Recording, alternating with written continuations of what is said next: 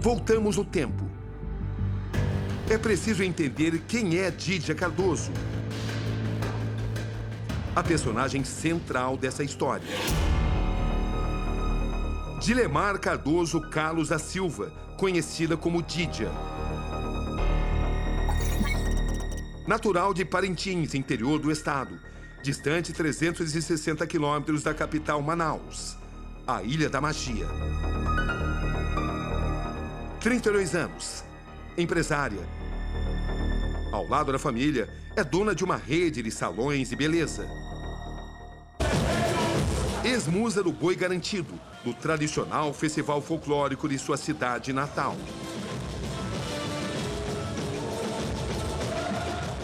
Durante 4 anos, Dídia interpreta uma personagem de destaque na festa, a Sinhazinha, filha do dono da fazenda.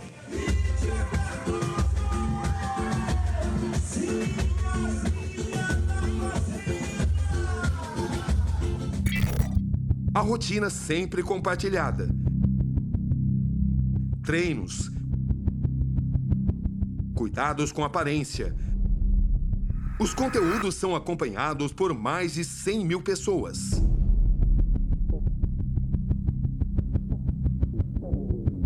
Nesse registro, Dídia aparece ao lado da mãe e do irmão durante um café da manhã.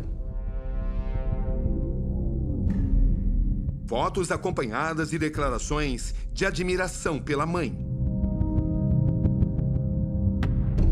Uma família em harmonia, é o que parece. A jovem também mostra seu amor pelos animais. Até de ser uma mãe de cobras. Uma mulher popular. Vaidosa. Bonita. Alegre.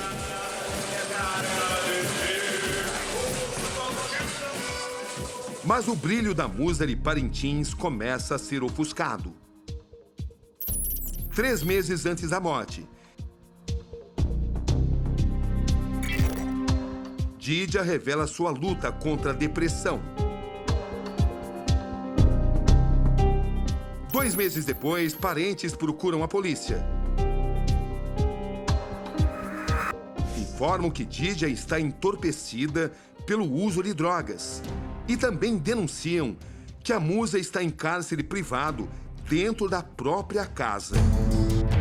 Toda ensanguentada, segura aqui. Aqui Dídia aparece com um machucado na cabeça. A brecha agora onde tá. Um corte no couro cabeludo. Quem grava é a mãe. Só que eu não sei direito como é que é isso. Se abriu brecha, deixa eu ver. Ah, tá aberto, ó, uma brechona na cabeça. Cleusimar é confrontado com o vídeo. Cleusimar, você tem sido, inclusive, acusada de ter provocado ferimentos na sua própria filha. Nós temos aqui imagens que mostram ferimentos que impressionam bastante, na sua própria filha. Essas são as imagens. Vira mais. Olha, na hora que eu te peguei, que eu te abraçar, vai pegando isso da cabelo. A senhora induziu a sua filha a esses ferimentos? A senhora é responsável por eles? Ela veio para me abraçar de manhã, aí foi abraçar, senti aquilo úmido. Aí eu falei, Deus te abençoe. Quando eu abracei, eu falei, Dídia, o que é isso? Aí foi quando eu começo a falar, que eu vou filmar aqui, o que é isso? Eu filmava eles para mostrar, Dídia, diminui isso daqui não tá certo, você tá caindo. Dídia. Em outro registro, a ex-sinhazinha está sob o efeito da droga. Imóvel no banheiro, mal consegue falar. Dídia, aguenta aí. Enquanto isso, Cleusimar dança em frente ao espelho.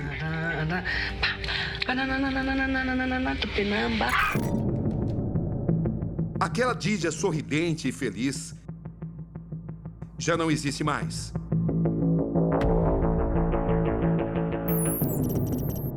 Uma semana antes da morte, a polícia vai à casa da família Cardoso.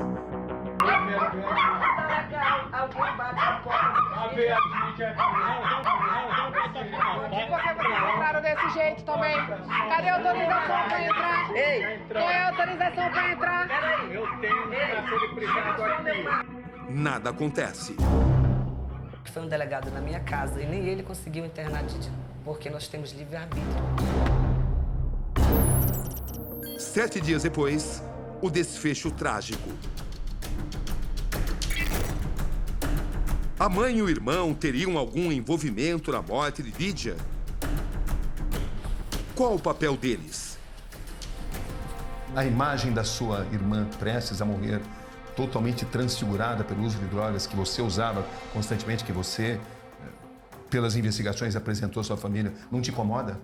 Me incomoda no meu coração, mas eu repreendo, assim, eu uso a minha mente, é um DCD, duvidar, criticar e determinar. Eu tiro a mente mórbida, eu tiro o pensamento mórbido para eu não ficar lembrando, e eu oro, para eu não, mas ela me persegue sim. Não a Dídia no transe, mas no caixão. Eu fico muito triste. Mas você poderia, naquele momento, ter tentado salvá-la? É essa que é meu remorso, eu poderia ter obrigado ela a ir compulsoriamente. Por que você não fez isso? Eu tentei, ela tinha claustrofobia, a gente tentou, ela ia ter que ser amarrada e tudo mais, e ela não quis, ela chorou muito. De noite isso pesa na sua consciência? Não pesa na minha consciência, mas eu fico muito triste. Como é que são suas noites nesse momento? As minhas noites?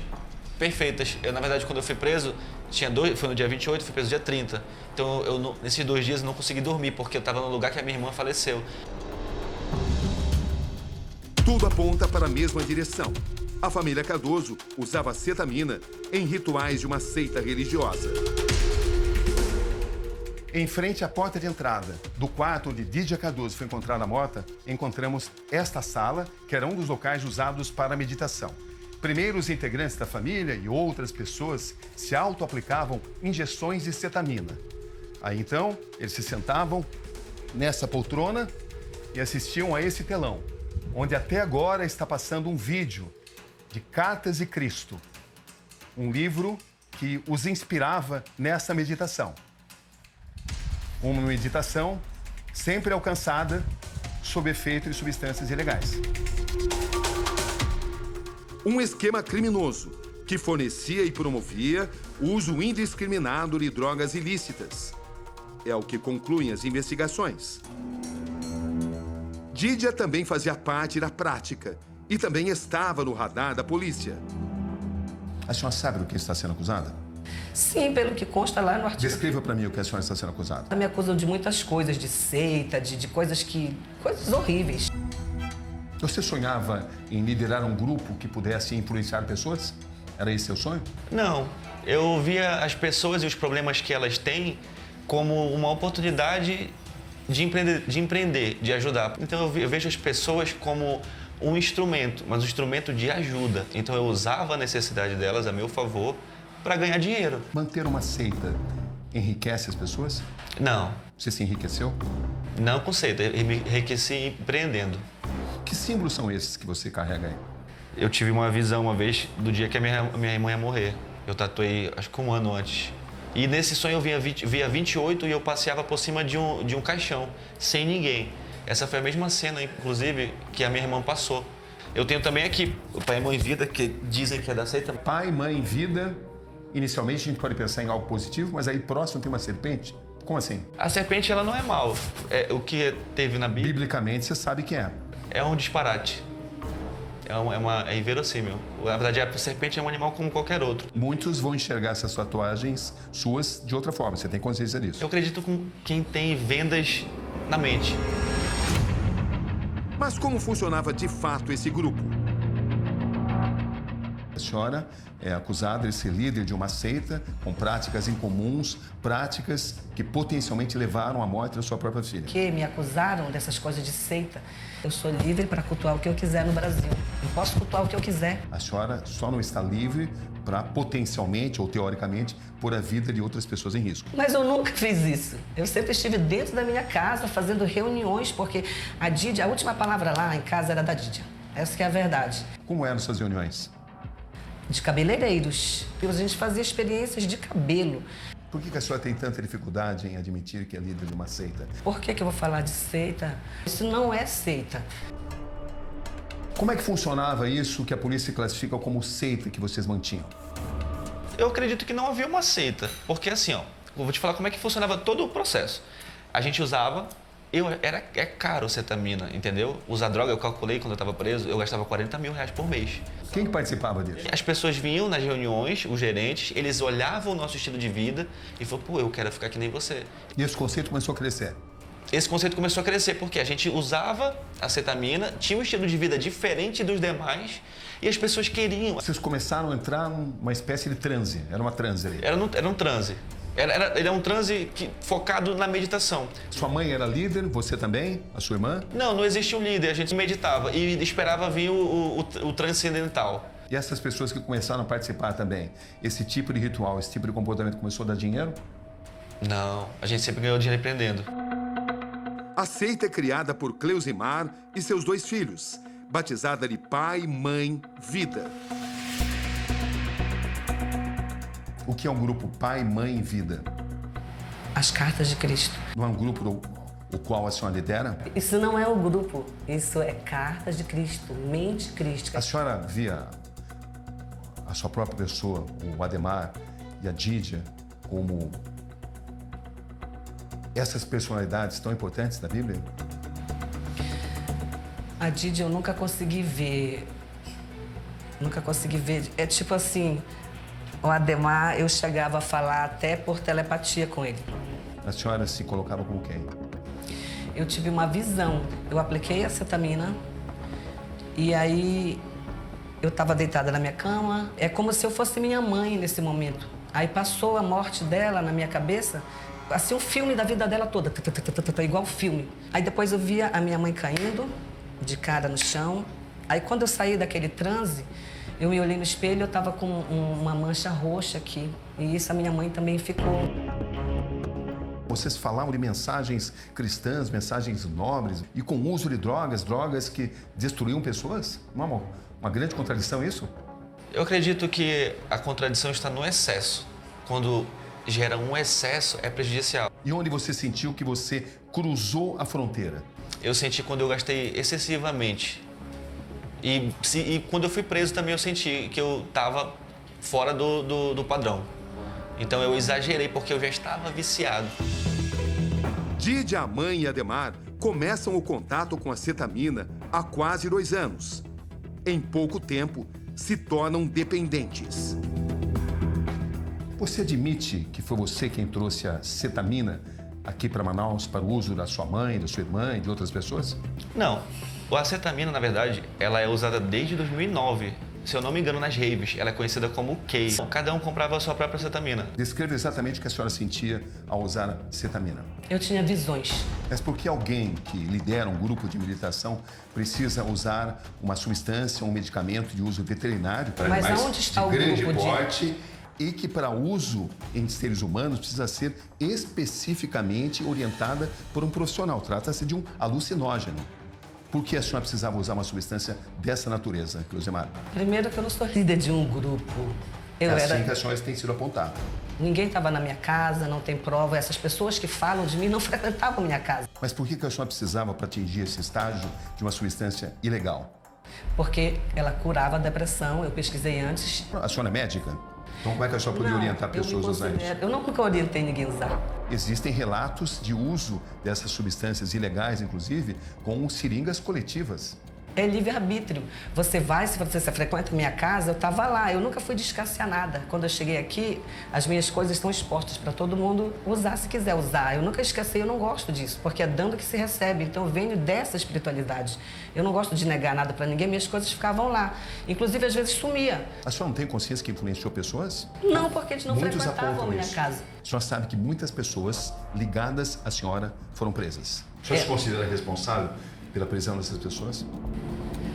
Era uma escolha delas. Eu nunca forcei ninguém. Nesse vídeo, Cleusimar aparece falando com Dídia sobre os efeitos do uso da droga. A Sinhazinha está imobilizada no banheiro. O olhar está sem direção. Ela não tem reações. Eu te amo, Dídia.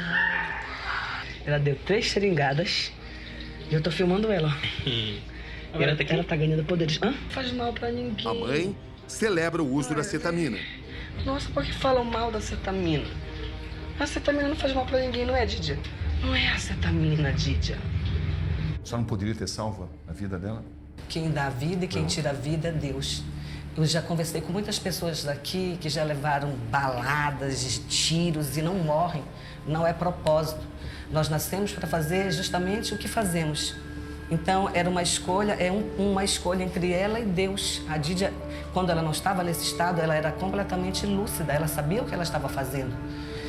Nesses momentos aí, não. Por que a senhora sempre repetia a mesma frase?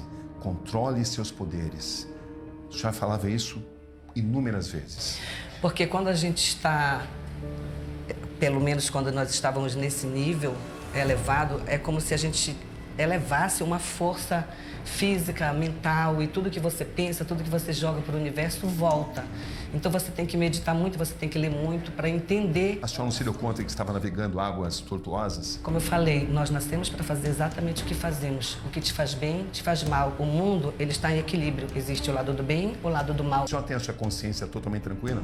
Tenho, totalmente tranquila. Nós tínhamos consciência que o excesso prejudicava. Nós tínhamos essa consciência, mas nós não conseguíamos parar. Ou seja, a senhora recebeu muitos sinais de que uma tragédia poderia acontecer? Com todos nós três, comigo, com a Demaia, com a Didia, não somente com ela.